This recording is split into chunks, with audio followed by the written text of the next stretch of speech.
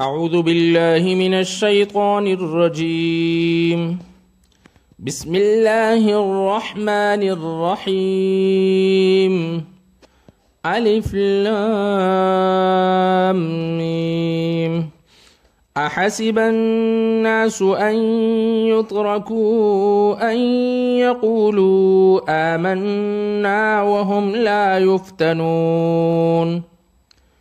ولقد فتنا الذين من قبلهم فليعلمن الله الذين صدقوا وليعلمن الكاذبين. أم حسب الذين يعملون السيئات أن يسبقونا ساء ما يحكمون.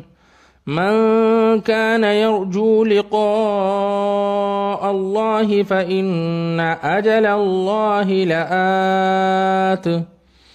وهو السميع العليم.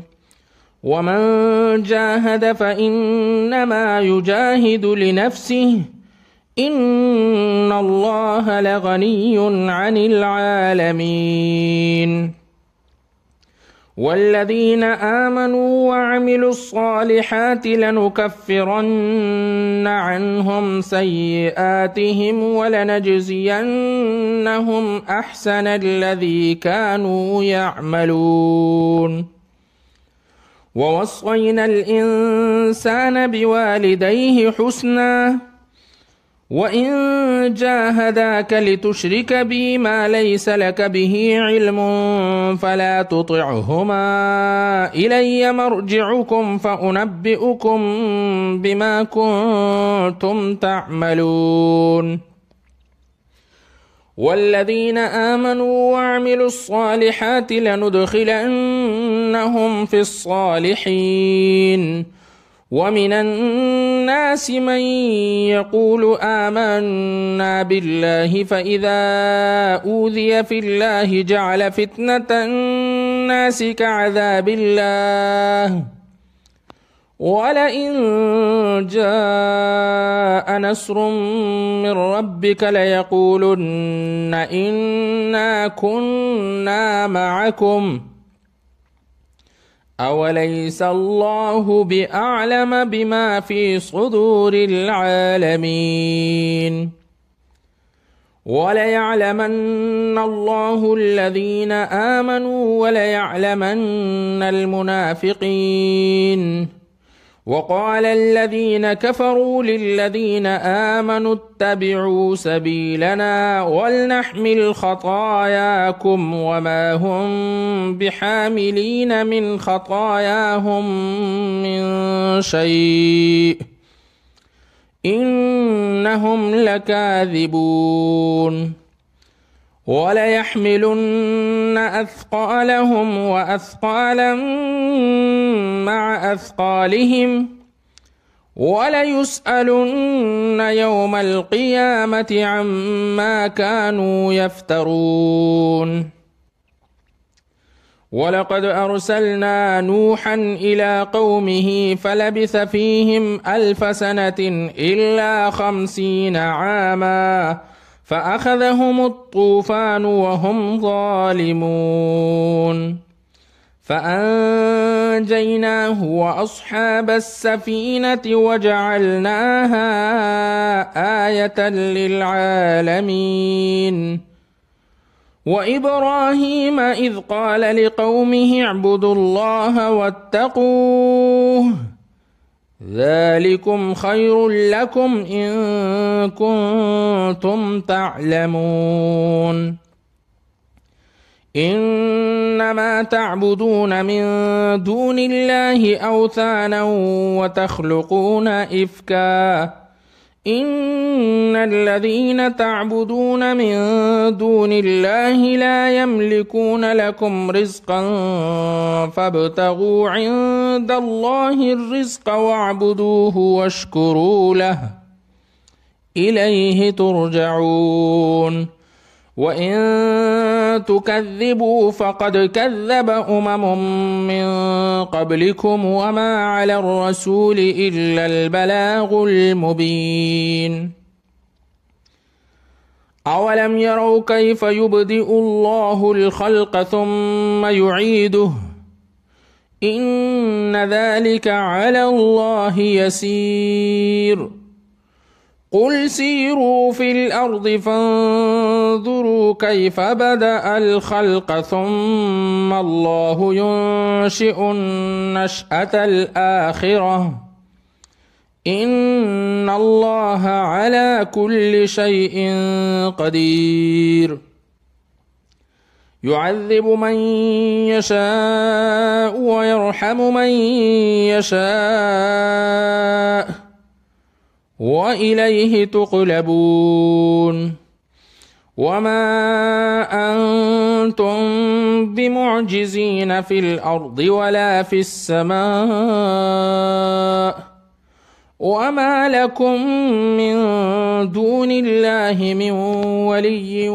ولا نصير والذين كفروا بآيات الله ولقائه أولئك يئسوا من رحمتي وأولئك لهم عذاب أليم فما كان جواب قومه إلا أن قالوا اقتلوه أو حرقوه فأنجاه الله من النار إن في ذلك لآيات لقوم يؤمنون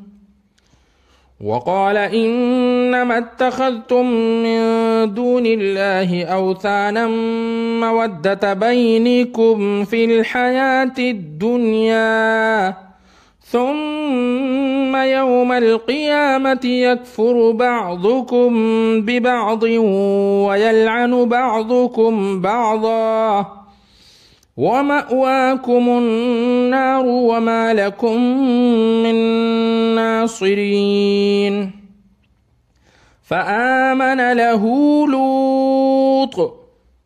وقال إني مهاجر إلى ربي إنه هو العزيز الحكيم ووهبنا له إسحاق ويعقوب وجعلنا في ذريته النبوة والكتاب وآتيناه أجره في الدنيا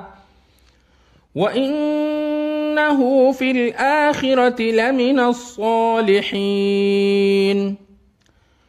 ولوطا إذ قال لقومه إنكم لتأتون الفاحشة ما سبقكم بها من أحد من العالمين أئنكم لتأتون الرجال وتقطعون السبيل وتأتون في ناديكم المنكر فما كان جواب قومه إلا أن قالوا ائتنا بعذاب الله إن كنت من الصادقين قال رب انصرني على القوم المفسدين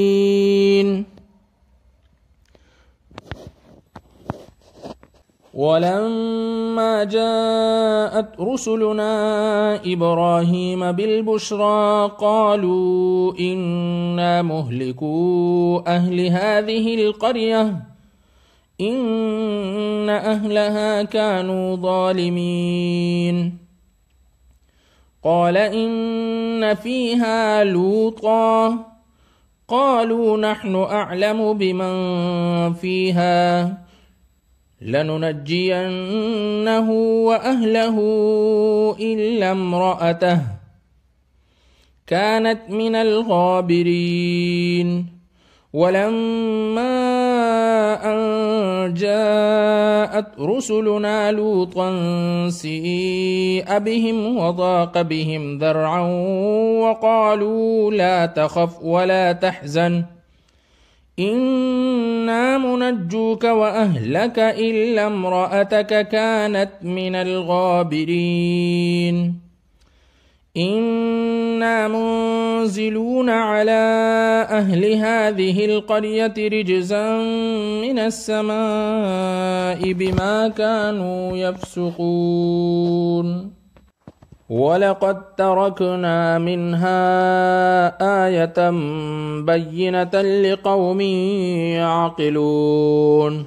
وإلى مدين أخاهم شعيبا فقال يا قوم اعبدوا الله وارجوا اليوم الآخر ولا تعثوا في الأرض مفسدين فكذبوه فأخذتهم الرجفة فأصبحوا في دارهم جاثمين وعادا وثمود وقد تبين لكم من مساكنهم وزين لهم الشيطان أعمالهم فصدهم عن السبيل وكانوا مستبصرين وقارون وفرعون وهامان ولقد جاءهم موسى بالبينات فاستكبروا في الأرض وما كانوا سابقين فكلا أخذنا بذنبه فمنهم من أرسلنا عليه حاصبا ومنهم من أخذته الصيحة ومنهم من خسفنا به الأرض ومنهم من أغرقنا وما كان الله ليظلمهم ولكن كانوا أنفسهم يظلمون مثل الذين اتخذوا من دون الله أولياء كمثل العنكبوت اتخذت بيتا وإن أوهن البيوت لبيت العنكبوت لو كانوا يعلمون إن الله يعلم ما يدعون من دونه من شيء وهو العزيز الحكيم وتلك الأمثال نضربها للناس وما يعقلها إلا العالمون خلق الله السماوات والأرض بالحق إن في ذلك لآية للمؤمنين أتل ما أوحي إليك من الكتاب وأقم الصلاة إن الصلاة تنهى عن الفحشاء والمنكر ولذكر الله أكبر والله يعلم ما تصنعون ولا تجادلوا أهل الكتاب إلا بالتي هي أحسن إلا الذين ظلموا منهم وقولوا آمنا بالذي أنزل إلينا وأنزل إليكم وإلهنا وإلهكم واحد ونحن له مسلمون وكذلك أنزلنا إليك الكتاب فالذين آتيناهم الكتاب يؤمنون به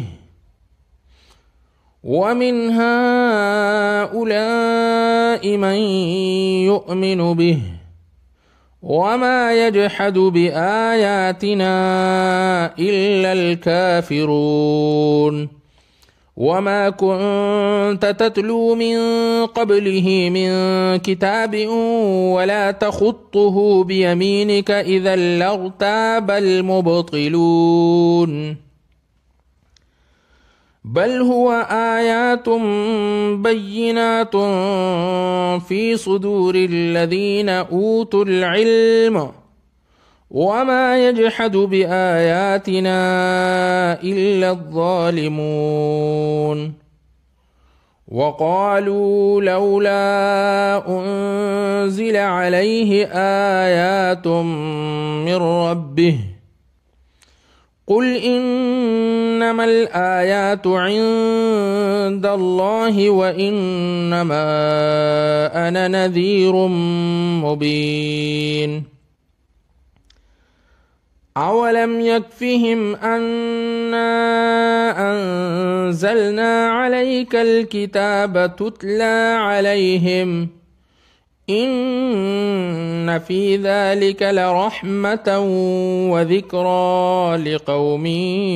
يؤمنون قل كفى بالله بيني وبينكم شهيدا يعلم ما في السماوات والأرض والذين آمنوا بالباطل وكفروا بالله أولئك هم الخاسرون ويستعجلونك بالعذاب ولولا أجل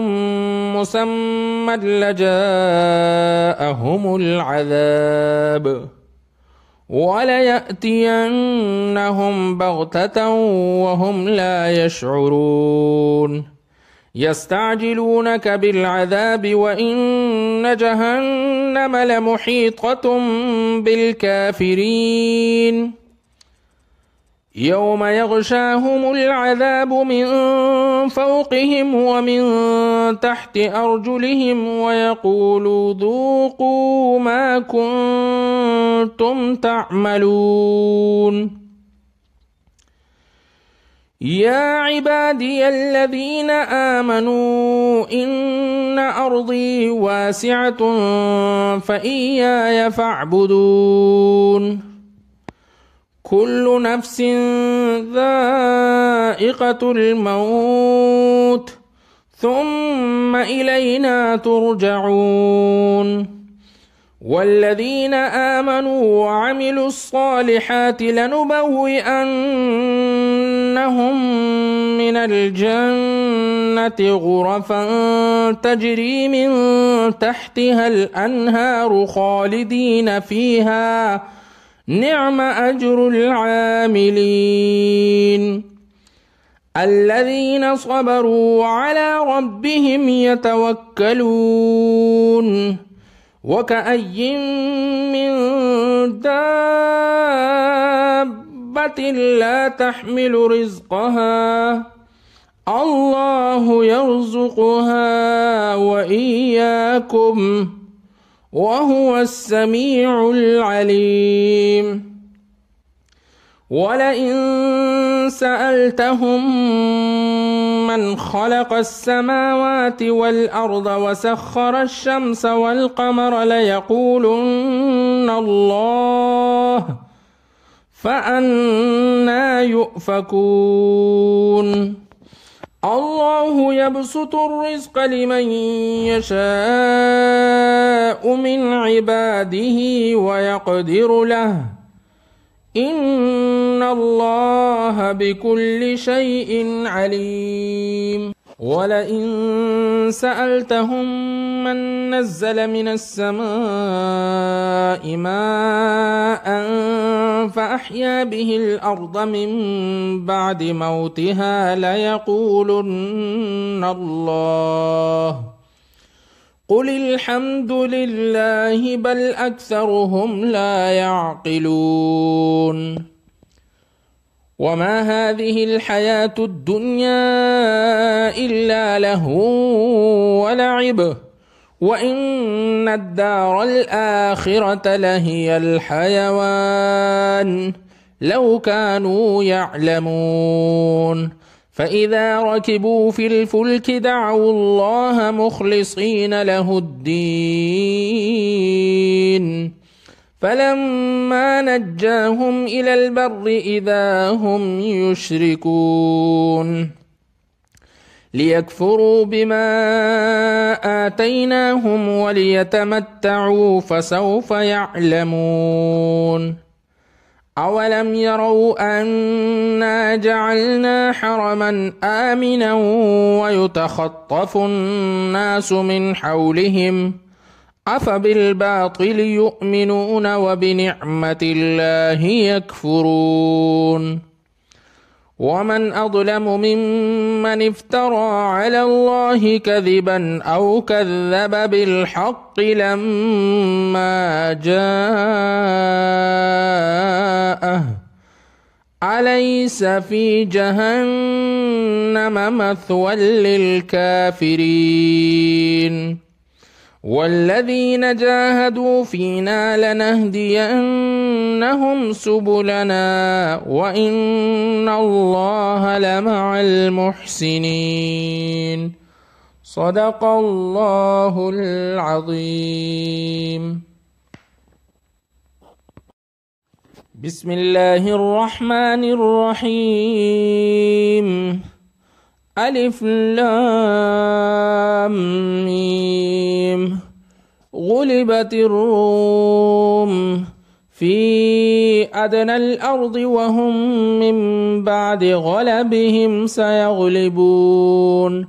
في بضع سنين لله الأمر من قبل ومن بعد ويومئذ يفرح المؤمنون بنصر الله ينصر من يشاء وهو العزيز الرحيم وعد الله لا يخلف الله وعده ولكن أكثر الناس لا يعلمون ظاهرا من الحياة الدنيا وهم عن الآخرة هم غافلون أولم يتفكروا في أنفسهم ما خلق الله السماوات والأرض وما بينهما إلا بالحق وأجل مسمى وإن كثيرا من الناس بلقاء ربهم لكافرون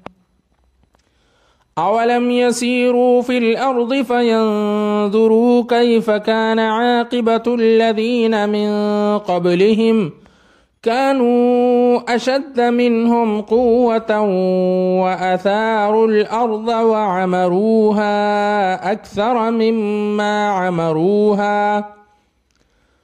أكثر مما عمروها وجاءتهم رسلهم بالبينات فما كان الله ليظلمهم ولكن كانوا أنفسهم يظلمون ثم كان عاقبة الذين أساءوا السوء أن كذبوا بآيات الله وكانوا بها يستهزئون الله يبدأ الخلق ثم يعيده ثم إليه ترجعون ويوم تقوم الساعة يبلس المجرمون ولم يكن لهم من شركائهم شفعاء وكانوا بشركائهم كافرين ويوم تقوم الساعة يومئذ يتفرقون فأما الذين آمنوا وعملوا الصالحات فهم في روضة يحبرون وأما الذين كفروا وكذبوا بآياتنا ولقاء الآخرة فأولئك في العذاب محضرون فسبحان الله حين تمسون وحين تصبحون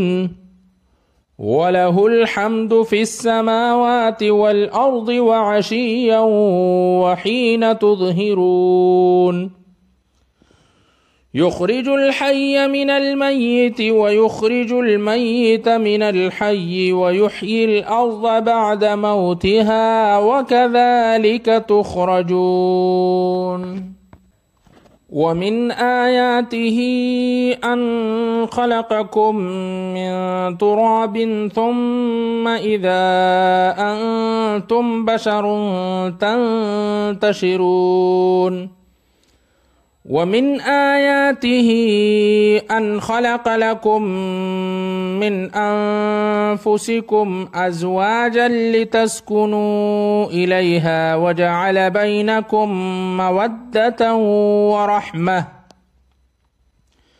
إن في ذلك لآيات لقوم يتفكرون. ومن آياته خلق السماوات والأرض واختلاف ألسنتكم وألوانكم إن في ذلك لآيات للعالمين. ومن آياته منامكم بالليل والنهار وابتغاؤكم من فضله إن في ذلك لآيات لقوم يسمعون. ومن آياته يريكم البرق خوفا وطمعا وينزل من السماء ماء فيحيي به الأرض بعد موتها إن في ذلك لآيات لقوم يعقلون. ومن آياته أن تقوم السماء والأرض بأمره ثم إذا دعاكم دعوة من الأرض إذا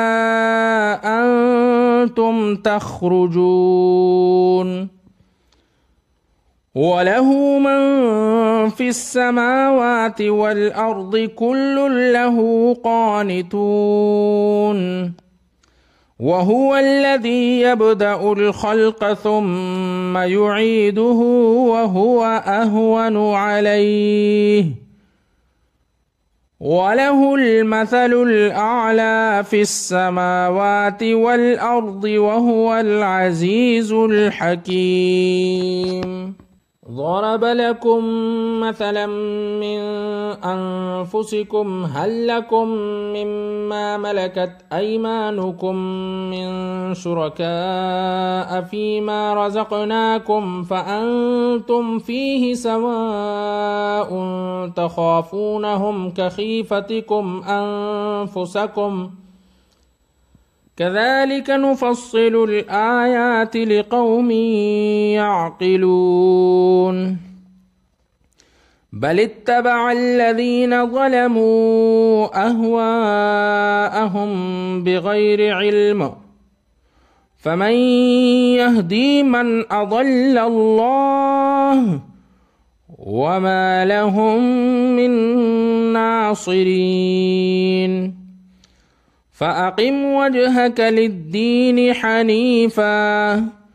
فطرة الله التي فطر الناس عليها لا تبديل لخلق الله ذلك الدين القيم ولكن أكثر الناس لا يعلمون. منيبين إليه واتقوه وأقيموا الصلاة ولا تكونوا من المشركين من الذين فرقوا دينهم وكانوا شيعا كل حزب بما لديهم فرحون. وإذا مس الناس ضر دعوا ربهم منيبين إليه ثم إذا أذاقهم منه رحمة إذا فريق منهم بربهم يشركون ليكفروا بما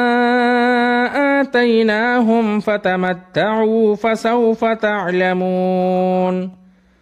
أم أنزلنا عليهم سلطانا فهو يتكلم بما كانوا به يشركون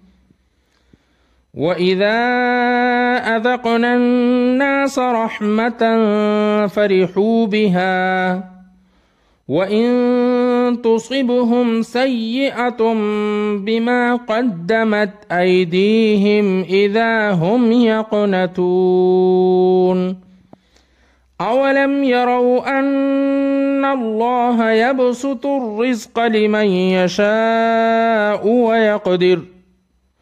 إن في ذلك لآيات لقوم يؤمنون فآت ذا القربى حقه والمسكين وابن السبيل ذلك خير للذين يريدون وجه الله وأولئك هم المفلحون وما آتيتم من ربا ليربو في أموال الناس فلا يربو عند الله وما آتيتم من زكاة تريدون وجه الله فأولئك هم المضعفون الله الذي خلقكم ثم رزقكم ثم يميتكم ثم يحييكم هل من شركائكم من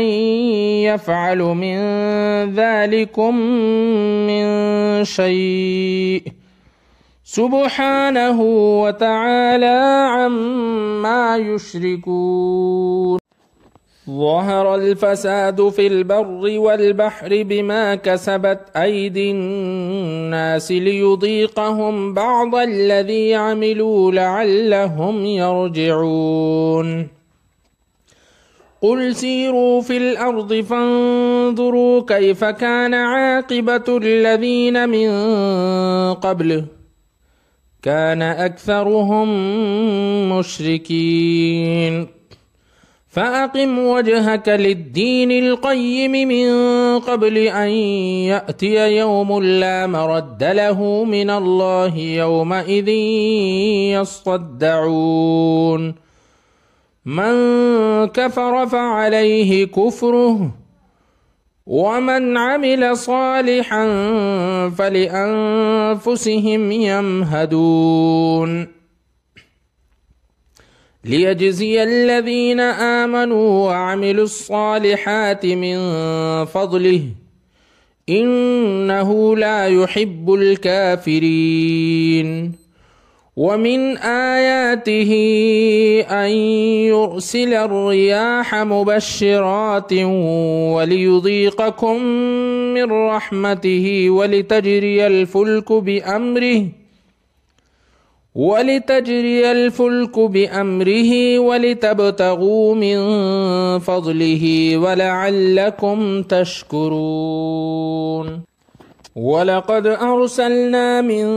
قبلك رسلا إلى قومهم فجاءوهم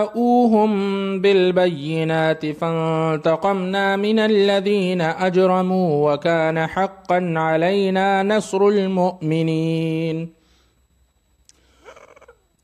الله الذي يرسل الرياح فتثير سحابا فيبسطه في السماء كيف يشاء ويجعله كسفا فترى الودق يخرج من خلاله فإذا أصاب به من يشاء من عباده إذا هم يستبشرون وإن كانوا من قبل أن ينزل عليهم من قبله لمبلسين فانظر إلى آثار رحمة الله كيف يحيي الأرض بعد موتها إن ذلك لمحيي الموتى وهو على كل شيء قدير ولئن أرسلنا ريحا فرأوه مصفرا لظلوا من بعده يكفرون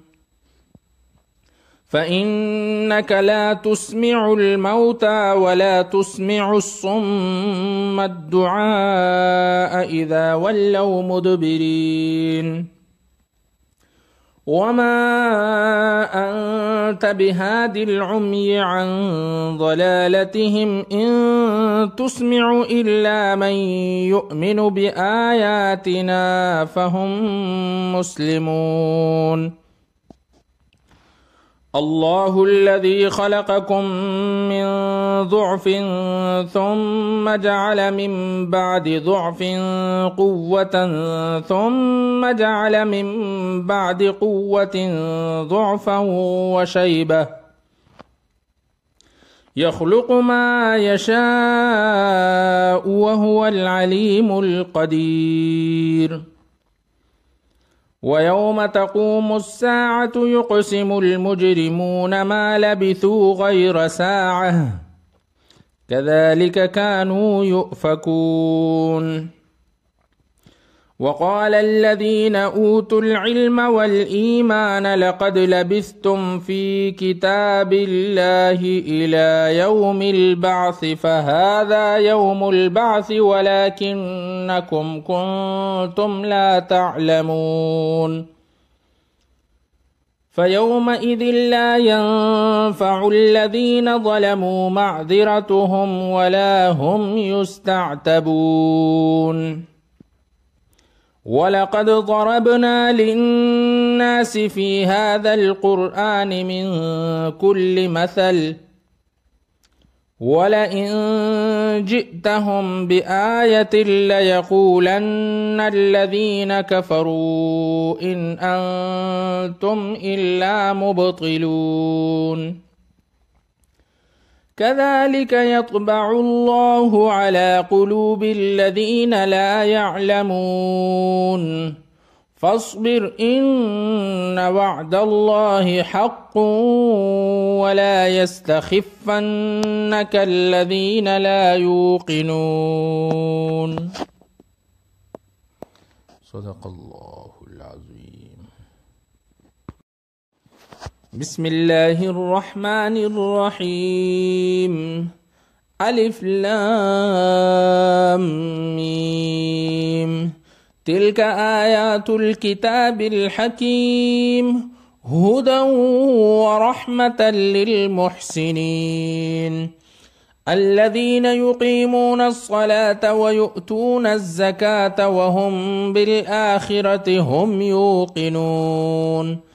أولئك على هدى من ربهم وأولئك هم المفلحون.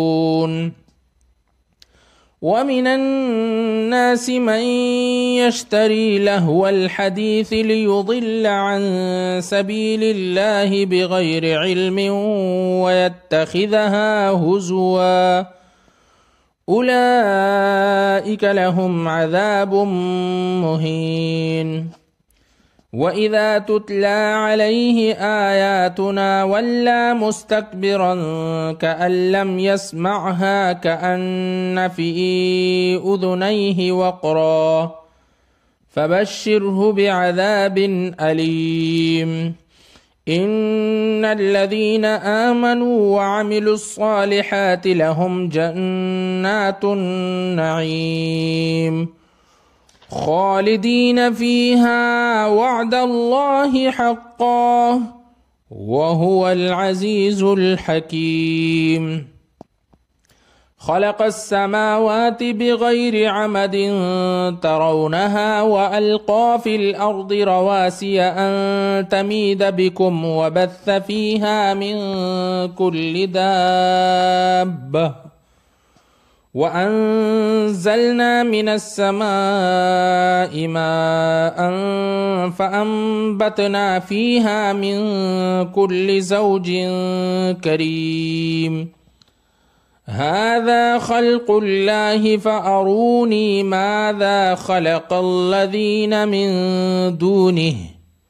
بل الظالمون في ضلال مبين ولقد آتينا لقمان الحكمة أن اشكر لله ومن يشكر فإنما يشكر لنفسه ومن كفر فإن الله غني حميد وإذ قال لقمان لابنه وهو يعظه يا بني لا تشرك بالله إن الشرك لظلم عظيم ووصينا الإنسان بوالديه حملته أمه وهنا على وهن وفصاله في عامين أن اشكر لي ولوالديك إلي المصير وإن جاهداك على أن تشرك بي ما ليس لك به علم فلا تطعهما وصاحبهما في الدنيا معروفا واتبع سبيل من أناب إلي ثم إلي مرجعكم فأنبئكم بما كنتم تعملون يا بني إنها إن تك مثقال حبة من خردل فتكن في صخرة أو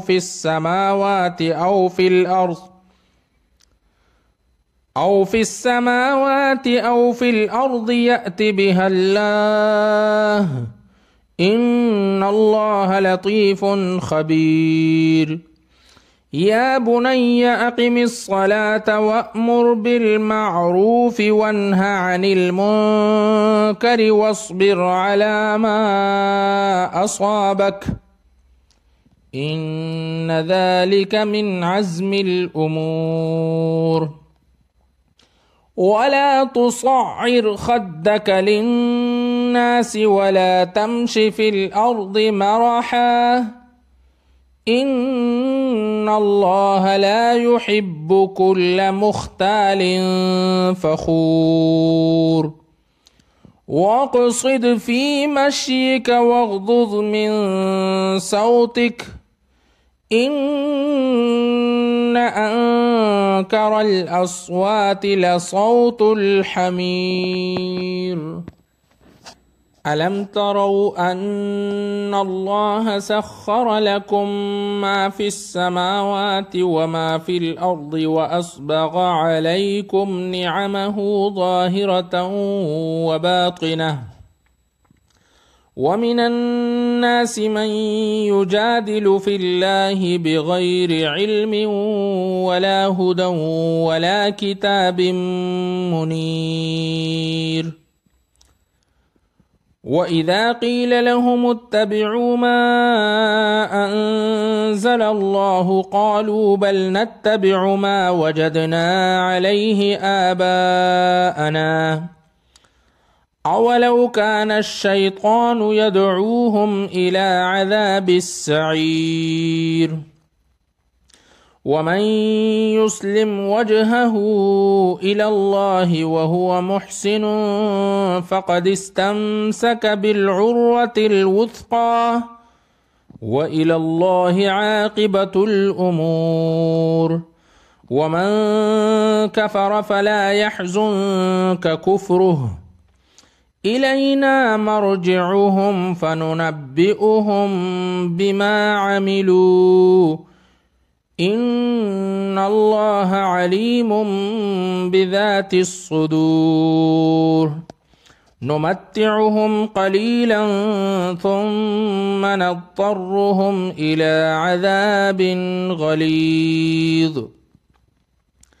ولئن سألتهم من خلق السماوات والأرض ليقولن الله قل الحمد لله بل أكثرهم لا يعلمون لله ما في السماوات والأرض إن الله هو الغني الحميد ولو أن ما في الأرض من شجرة أقلام والبحر يمده من بعده 7 أبحر ما نفدت كلمات الله إن الله عزيز حكيم ما خلقكم ولا بعثكم إلا كنفس واحدة إن الله سميع بصير ألم تر أن الله يولج الليل في النهار ويولج النهار في الليل وسخر الشمس والقمر كل يجري إلى أجل مسمى